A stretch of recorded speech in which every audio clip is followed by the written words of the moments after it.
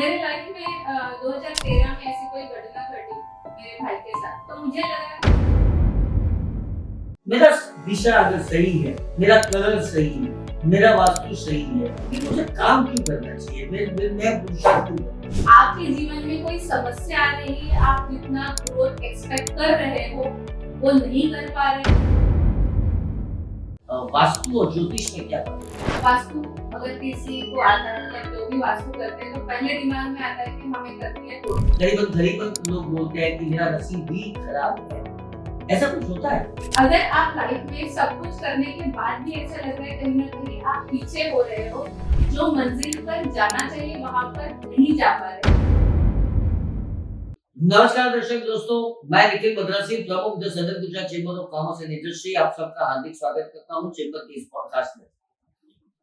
Chamber ने अपना एचजीसी से education and skill development centre शुरुआत की है और करीबन 5 साल से इस संदर्भ में हम कार्यक्रम करते हैं, वर्कशॉप करते हैं। कई दिनों के लिए लोगों को जो ज्ञान की वृद्धि है वो वृद्धि को बढ़ाने के लिए हम मदद करते हैं। अलग अलग विषय पे ये काम होता है। टेक्सटाइल में सबसे ज्यादा काम होता है, एक्सपोर्ट इंपोर्ट में होता है, करीबन कोई कम्युनिकेशन स्किल या सॉफ्ट स्किल पे भी हम काम करते हैं, डिजिटल मार्केटिंग में भी काम करते हैं। लेकिन आज एक ऐसे सब्जेक्ट पर मैं आप लोगों के साथ बात करना चाहता हूँ कि जो सब्जेक्ट शायद बहुत कम लोगों को पता है, क्योंकि धंधा चलने लगा है अथवा या तो मेरा धंधा क्यों चल नहीं रहा है, ये दो बातों में बहुत फर्क होता है। क्यों नहीं चल रहा है, शायद बहुत सारी वजह हो सकती है। इसमें से एक वजह हो सकती है वो है वास्तुशास्त्र। और अपनी फैक्ट्री में वास्तु से फेरफार करने के बाद अगर आपको कोई फर्क पड़ रहा है वो अपने आप में बहुत बड़ी घटना है। और इसी विषय को लेकर चेंबर ने एक दिवसीय वर्कशॉप का आयोजन शुरू किया गया है। इस क्षेत्र की निष्णात वक्ता हमारे साथ उपस्थित आज पॉडकास्ट में, उनका नाम है राही कौर।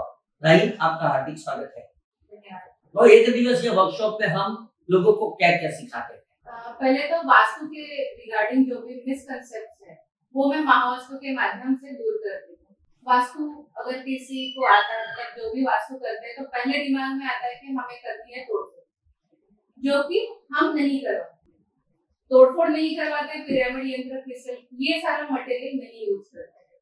तो इस तरीके से वास्तु को जो हम शास्त्र बोलते हैं, साइंस, तो इस साइंस के माध्यम से लोगों के जीवन में कैसे बदलाव आए ये चीज हम सबसे पहले उनको सिखाते हैं। और इसमें हम ये सिखाते हैं कि आप आपके घर में ही या आपके फैक्ट्री में छोटे छोटे बदलाव करने से, कुछ कलर्स चेंज करने से, कुछ चीजें यहाँ से वहां उठाकर रखने से आपके जीवन में जो भी प्रॉब्लम्स है उसका सोल्यूशन आपको मिलकर वो चीज कैसे स्मूथ हो जाए। मतलब दर्शक दोस्तों, राही जी ये कह रही है कि न तो वास्तु में हमें तोड़फोड़ करनी है, न ही कोई यंत्र लगाने की जरूरत है।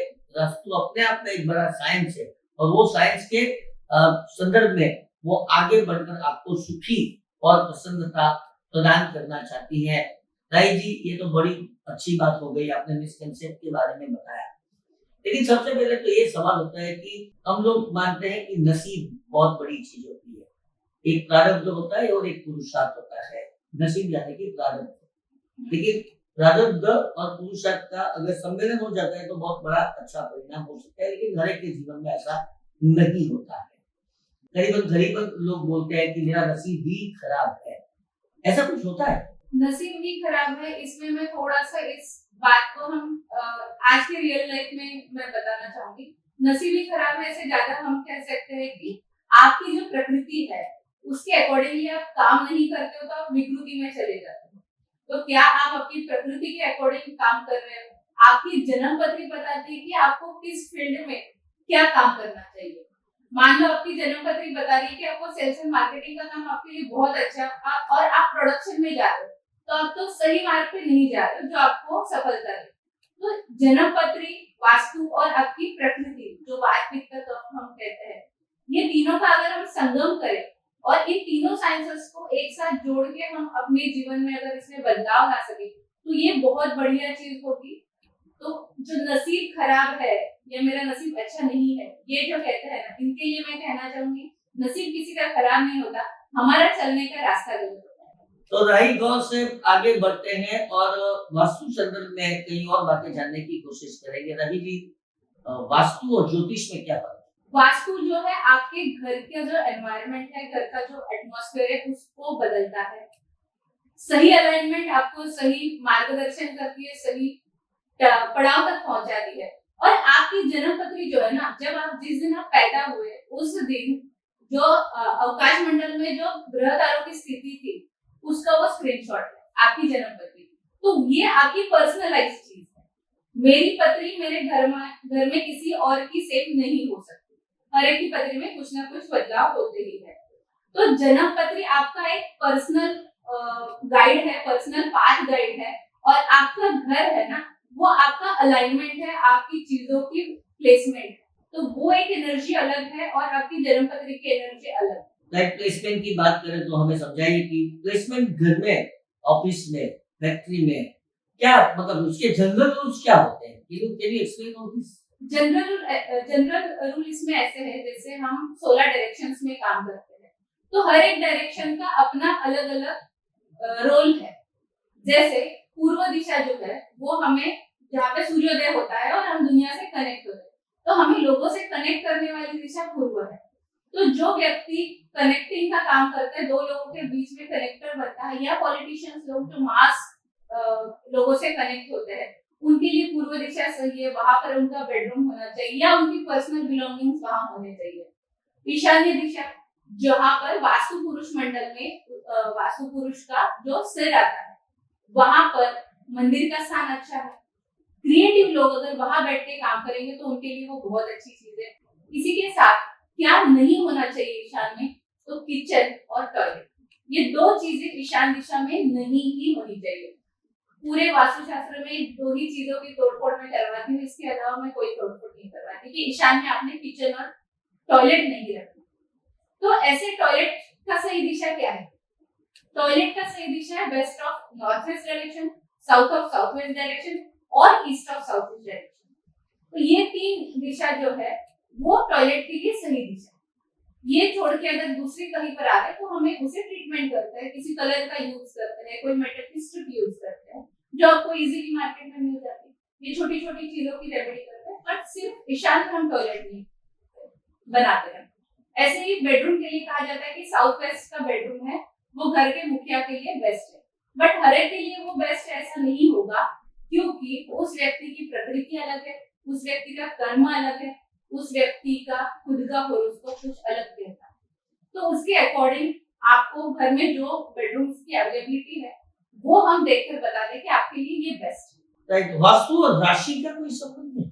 हाँ, वास्तु और राशि का ऐसे ही संबंध है। हर राशि के लिए एक डेजिग्नेटेड वास्तु का जोन। फॉर एन एग्जांपल, अगर मेष राशि हम नहीं, आप मेष राशि का बताओ, वृश्चिक राशि का बताओ। मेरा नाम है निखिल, तो न और य, इसके बारे में बता सकते हो?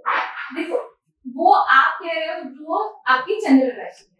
जब हम पूरी पत्री देखते हैं तो पत्री के अकॉर्डिंग हर प्लैनेट की प्लेसमेंट कहाँ पर है उसके अकॉर्डिंग हम उस पर बात कर सकते हैं। अगर वृश्चिक राशि की बात हम करें तो वृश्चिक राशि के लिए उनके लिए पहला डायरेक्शन हम देखते हैं साउथ वेस्ट डायरेक्शन। वो बहुत अच्छा होना चाहिए, वहां पर टॉयलेट नहीं होना चाहिए, वहां पर आपकी पर्सनल बिलोंगिंग्स, पर्सनल वस्तुएं वहां रख सकते हैं, क्योंकि चंद्र आपका वृश्चिक राशि में है। तो चंद्र से रिलेटेड कोई सामान, कोई फॉर एन एग्जांपल मोती आप वृश्चिक राशि की जगह पर यानी कि साउथ वेस्ट डायरेक्शन में रख सकते हो, ये आपके लिए रेमेडी हो सकती है, पर इसके लिए पूरी जन्म पत्री देखनी पड़ेगी। राइट, यानी कहने का मतलब ये है कि वास्तु का अगर हम पालन नहीं करते हैं तो हमें जीवन में निष्फलता ही मिलती है, ऐसा आप कहना चाहते हैं? नहीं, ऐसा नहीं है। इसमें एक बहुत सिंपल रूल है। वास्तु में अगर मिस अलाइनमेंट हो, जैसे ऐसा नहीं कि अपना हाथ कट गया तो हम काम ही नहीं कर सकते, हमारा हाथ कट गया तो हम काम नहीं कर सकते, ऐसा नहीं है। तो वास्तु का भी यही रोल है।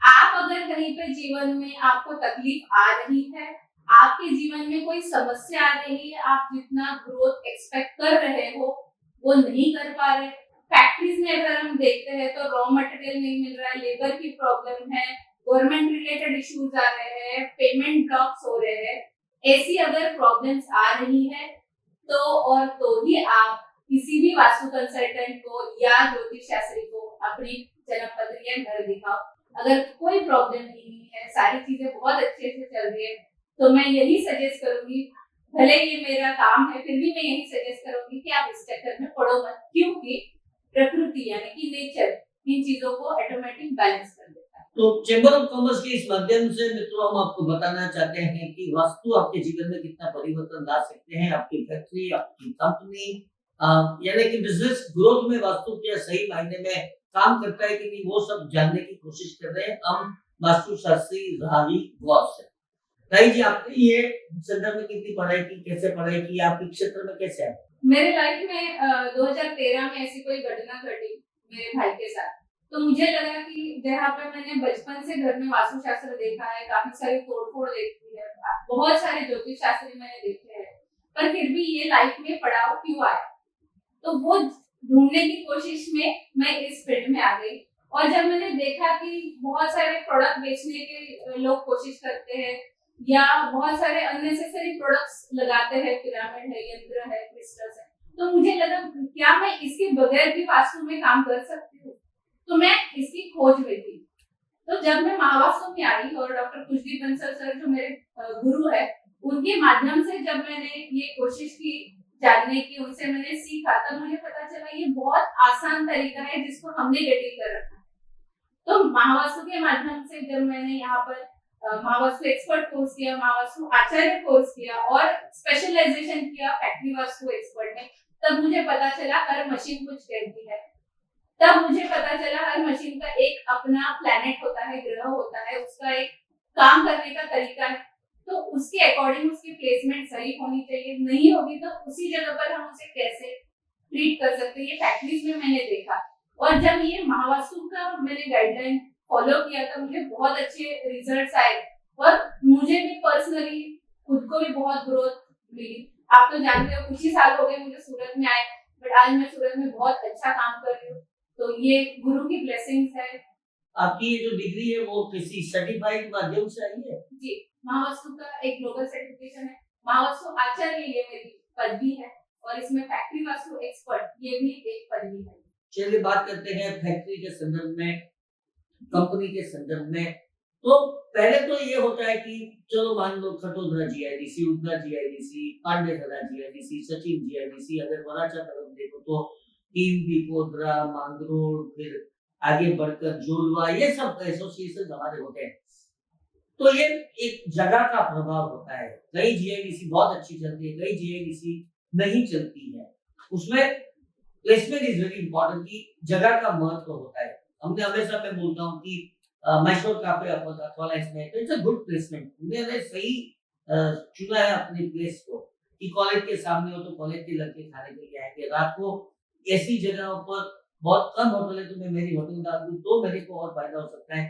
सालों से वो एक ही आइटम बना रहा है और वो है सिर्फ साउथ इंडियन, तो उनकी भी एक अपनी एक पहचान होती है, उनका टेस्ट एक होता है। संवाद आप 25 साल पहले खाओ या अभी खाओ, इसका कोई टेस्ट में फर्क नहीं पड़ता है। तो वास्तु में जगह की मैं अगर बात करूं, उदना, पांडेसरा, जी, सचिन में भी दो भाग है, सचिन होजी वाला भी होता है, सचिन जीआईडीसी भी होता है, तो वहां पर भी धंधे में फर्क होता है।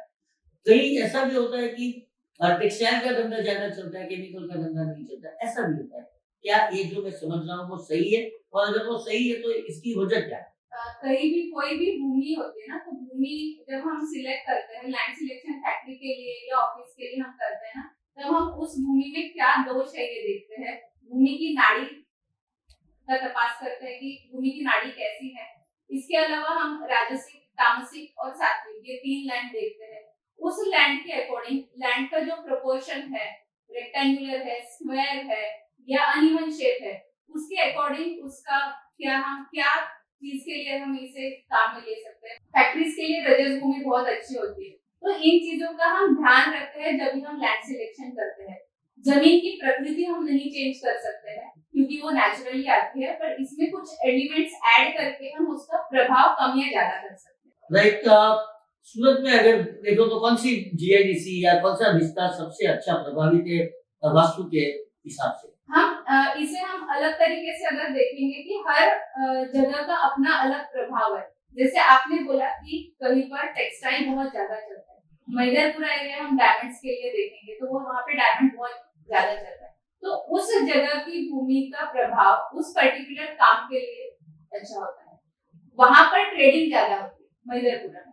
वैसे ही सचिन में फैक्ट्रीज में कपड़ा ज्यादा बनता है।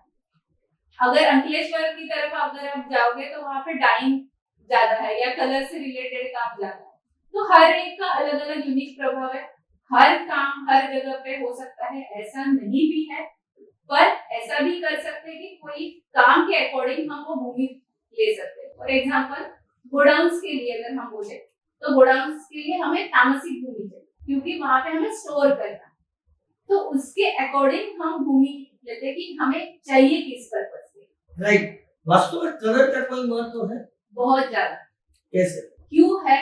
क्योंकि रंगों का जो हम रंग देखते हैं ना उसके साथ एक एक तत्व जुड़ा हुआ होता है, और हम जो महावास्तु में प्रैक्टिसेस फॉलो करते हैं वो पंच तत्वों पर करते हैं। जैसे लाल कलर है तो सबको पता है ये अग्नि तत्व का कलर है, लाल कलर के जो शेड्स है ऑरेंज, पिंक, पीच, पर्पल, तो ये सारे कलर अग्नि तत्व में अच्छे हैं।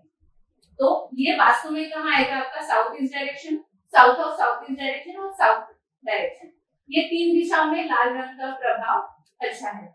यही रंग अगर हम ईशान में लेकर आएंगे या नॉर्थ डायरेक्शन में लेकर आएंगे जो कि जल तत्व की दिशा है, अग्नि और जल साथ में आएगा तो क्या होगा? या तो अग्नि जल को उबाल देगा या जल एग्जॉस्ट हो जाएगा या जल अग्नि को एग्जॉस्ट कर देगा। तो इसीलिए जिस कलर का उस डायरेक्शन में होना जरूरी है। जैसे जल तत्व की दिशा है तो वहां पे blue black colour northern direction में बहुत अच्छे हैं, ईस्टर्न डायरेक्शन में ग्रीन ब्राउन कलर अच्छे हैं, वेस्ट डायरेक्शन में अगर हम कहेंगे तो ग्रे कलर अच्छा है, व्हाइट कलर अच्छा है क्योंकि वो स्पेस की दिशा है, स्पेस मतलब आकाश तत्व की दिशा है। और अर्थ एलिमेंट जो है पृथ्वी तत्व है वो साउथ वेस्ट और south of south west direction है, उसके लिए हम येलो कलर प्रेफर करते हैं। तो हर कलर का अलग अलग प्रभाव है, हर कलर का अलग अलग तत्व है, उसके अकॉर्डिंग उसमें उसका होना जरूरी है। दर्शक दोस्तों, हम बात कर रहे हैं चेंबर ऑफ कॉमर्स के माध्यम से HGCC education and skill development centre के माध्यम से आचार्य राही गौर, जो वास्तु शास्त्र में अपने आप में बड़े निष्णात है।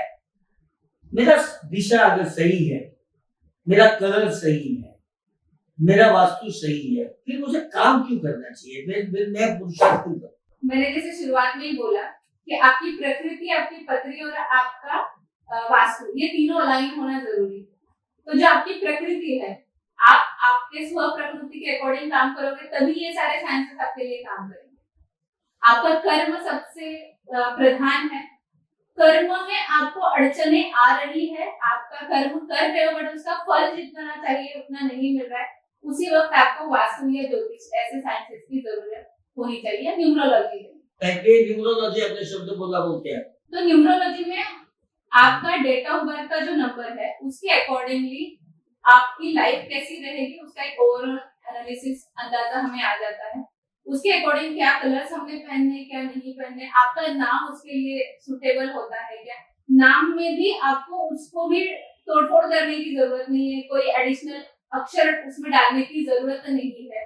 जो आपके नंबर मिसिंग है उसके अकॉर्डिंग अगर आप कर्म करेंगे, फॉर एन एग्जाम्पल अगर आपके पास बुध का नंबर यानी कि 5 नंबर कम है तो आप किताबें पढ़ो या आप ग्रीन कलर या ग्रीन लीफी वेजिटेबल्स खाओ। ये सिंपल सी रेमेडीज जो है हमारे डेली लाइफ में हम कर सकते हैं। जैसे ज्योतिष शास्त्र में भी अगर मंगल की रेमेडी करनी है तो हम सजेस्ट करते हैं कि आप जिम जाइए।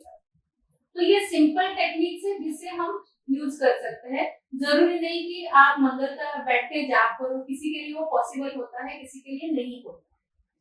किसी के लिए पॉसिबल नहीं है कि रोज उसी टाइम पे बैठ के आप वो जाप करें, इससे अच्छा आप उससे रिलेटेड कोई एक्टिविटी अपनी डेली लाइफ में इंटीग्रेट करें। राई जी, तामस प्रकृति है, इसे कौन सा बिजनेस करना चाहिए? तमस प्रकृति, हर एक प्रकृति का अपना अलग अलग यूएसपी होता है। जैसे तामसिक प्रकृति वाले लोग जो होते हैं ना, फूड इंडस्ट्री में बहुत अच्छा काम कर सकते हैं। इसके अलावा तमस प्रकृति वाले सेविंग्स बहुत अच्छी कर सकते हैं। अगर वो व्यक्ति वाटर फायर की है, क्योंकि हर एक का एक पॉजिटिव एक मास्टर होता है और एक सेकेंडरी तत्व होता है, जैसे फायर एयर, वाटर फायर।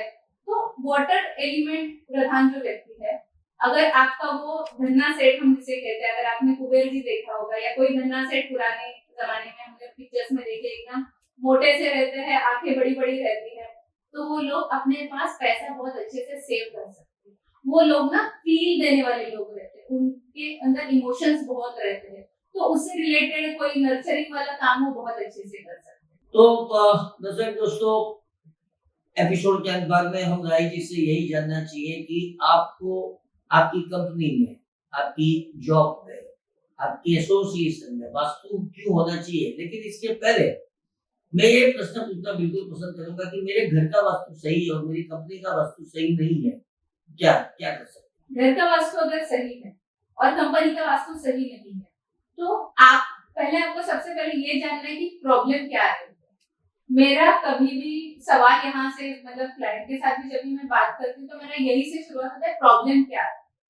उनकी जो प्रॉब्लम है उससे रिलेट करके, मान लो आपने बोला कि फाइनेंस से रिलेटेड मुझे इश्यूज आ रहे हैं, तो हो सकता है फाइनेंस के जोन्स में, अब इसमें भी हम थोड़ा सा डिटेल में जाएंगे, फाइनेंस में क्या प्रॉब्लम है, पैसा लोगों के पास ब्लॉक हो रहा है, नया बिजनेस नहीं आ रहा है, नई अपॉर्चुनिटीज नहीं आ रही है, या जितना आप इन्वेस्ट कर रहे हैं उतना प्रॉफिट नहीं हो रहा है, तो उसके अकॉर्डिंगली हम दिशा देखेंगे। पैसा अटक रहा है तो हम अग्नि तत्व की दिशा, साउथ ईस्ट डायरेक्शन देखेंगे, वहां पर ब्लू ब्लैक कलर है क्या। ऐसी सिंपल चीजें हम करते हैं। जी, बिजनेस में एक बात मैंने देखी है, इतने सालों से मैं हूँ इंडस्ट्री में, तो की focus in any activity in the life, whether it is business or whether it is in the personal life, it gives you immense pleasure, it gives you result also. तो डिफोकस जो लोग भी होते हैं ना, उनको तकलीफ होती है, क्योंकि आज ये करे, फिर 2 घंटे के बाद वो करने जाए, फिर दूसरा काम करने जाए, तो वो डिफोकस हो जाता है। लेकिन फोकस होता है तो उनको न तो ज्योतिष लगता है, न तो वास्तु लगता है, न तो और कोई प्रॉब्लम आती है, वो सक्सेस ही जाता है। Is it true? यस, मैंने जैसे बोला कि अगर वो स्वयं की प्रकृति में है और प्रकृति के अकॉर्डिंग काम कर रहे हैं, तो वो डिफोकस नहीं होंगे। बट प्रकृति से अगर वो विकृति में चले गए, तो बिल्कुल उनको तकलीफ हो सकती है। जो लोग डिफोकस होते हैं, मोस्टली मैंने देखा है कि ईशान दिशा में उनके यहाँ पर कुछ न कुछ गड़बड़ होती है, कुछ न कुछ इशू। तो एक और संदेश के साथ हमारा एपिसोड यहाँ पर खत्म करते हैं। वास्तु क्यों जरूरी है? वास्तु करना इसलिए जरूरी है कि अगर आप लाइफ में सब कुछ करने के बाद भी ऐसा लग रहा है कहीं ना कहीं आप पीछे हो रहे हो, जो मंजिल पर जाना चाहिए वहां पर नहीं जा पा रहे, या घर में काफी बार ऐसा होता है मेडिकल एक्सपेंसेस बहुत होते हैं। Vastu consultant is not a doctor, but vastu consultant एक हेल्दी एनवायरनमेंट घर में क्रिएट कर सकता है, ताकि आप सही डॉक्टर के पास जाओ, सही उनसे सलाह लो और सही इलाज होके आपका हीलिंग पावर बढ़ जाए। तो हर एक आयाम में जीवन के, रिलेशनशिप ले लो, आपका काम ले लो, बिजनेस ले लो, पैसा ले लो, हेल्थ ले लो, करियर ले लो, हर एक आयाम में वास्तु आपको हेल्प करता है और एस्ट्रो वास्तु और प्रिसाइजली उसमें आपको सपोर्ट करता है जीवन में एक्सेल करने के लिए। तो दर्शक दोस्तों, ये भी आचार्य राही गौरव के विचारों के साथ वास्तु शास्त्र के संदर्भ में HECC education and skill development centre की ओर से उनका शुक्रिया और उनके राही जी के ऐसे कार्यक्रम में उपस्थित होने का मैं निमंत्रण भी देता हूँ। बार बार आपको इसकी इंफॉर्मेशन भेजी जाएगी। आप कभी भी हमारा यानी कि चेंबर के कार्यालय का संपर्क इस संदर्भ में कर सकते हैं। आपके दोस्त निखिल मद्रासी को आगे। नमस्कार।